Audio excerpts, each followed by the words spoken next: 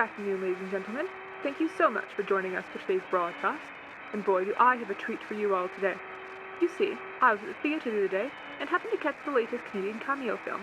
I figured I'd do a little talk on it while still fresh in my mind.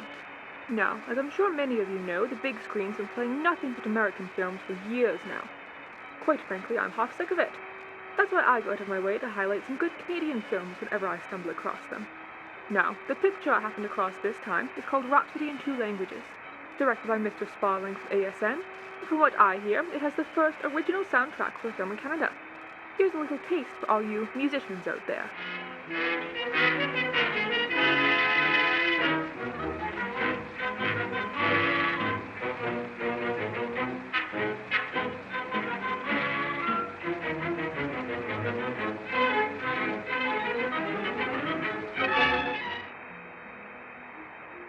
Rhapsody gives the viewers a nice little tour of Montreal.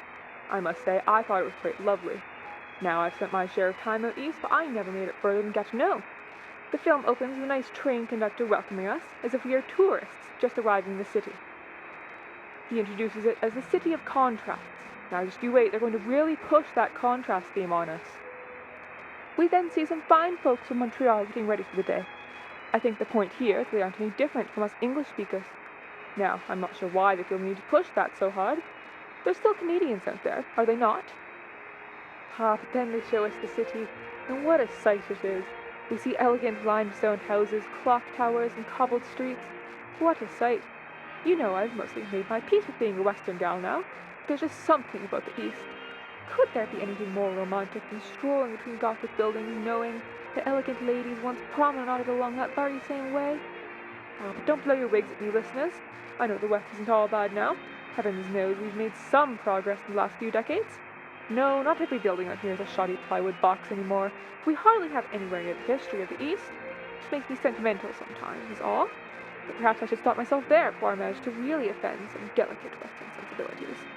Now, where were we?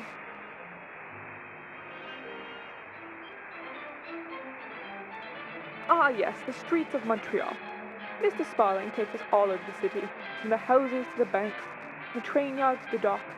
Now, I'm not sure I've mentioned it yet, but Mr. Sparling is throwing every film effect he can at us. Clocks are multiplying, streets are spinning, colors are inverting, you name it. I'll give credit where it's due, Mr. Sparling is really quite the artist. Just imagine the hours he must spend in the studio splicing and gluing and, well, I admit I'm hardly an expert in matters of film manipulation. However, he does it, I suppose. Mr. Sparling creates quite the fascinating film. There's always something happening on screen. Of course, Mr. Sparling is still pushing his City of Contrast idea during this tour. We see old monks and young infants, new buildings and old buildings, cars and horses and carriages. Why, it looks like people from Montreal has adopted the Bennett buggy. There is one scene in particular I just can't get behind. In the midst of our tour, the camera suddenly focuses on a conversation between 2 Joes in the street. Either Mr. Sparling takes us all for fools, or he himself is one, because one man speaks in English, the other in French, but they both understand each other perfectly. As if. A bunch of hooey, if you ask me, never seen the likes of it before. Eventually our tour of the city comes to an end, but the film isn't over yet. No, we lucky viewers get to visit the nightlife of Montreal. Oh, what a treat it is. The streets are lined with electric neon signs, the clubs filled with music, dancing, cards, and the liquor never stops flowing. My, do these Montrealers know how to party. Say, you all heard the rumors of American gangsters who taking hoops to Montreal? Now, I myself haven't seen it firsthand. My cousin Evelyn has a friend who claims her husband's brother's bank manager used to work in a hotel in Quebec City, and he caught the no-good owner selling booze to some questionable characters in their very own back room. Scandalous, isn't it? The dancing ends far too soon, and as the sun rises on a new day in Montreal, the film comes to a close. I must admit, I rather enjoyed this picture. It quite reminds me of another one I saw about half a year ago. Berlin, I believe it was called. That one was quite alright, but I don't think I liked it half as much as Rhapsody. Not that European cities aren't terribly interesting, but it just fills me with such pride to see our own Canadian cities on that big picture screen. The music was just delightful as well. I think I even heard a bit of O Canada in there at one point. I don't know how I felt with the whole City of Contrast idea. Seems Mr. Sparling is trying to push the idea that everything is quite all right over there, and we all know it's anything but. Overall, though, it was an excellent film, and I would encourage you all to try and catch it while it's in theaters.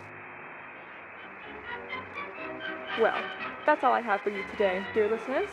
If you have any thoughts on the film, or have seen any other interesting pictures recently, do write into the studio to tell me of it. As always, I will be reading through all your letters on Friday at 5:30 sharp. Thank you all for joining us in this broadcast. Until next time!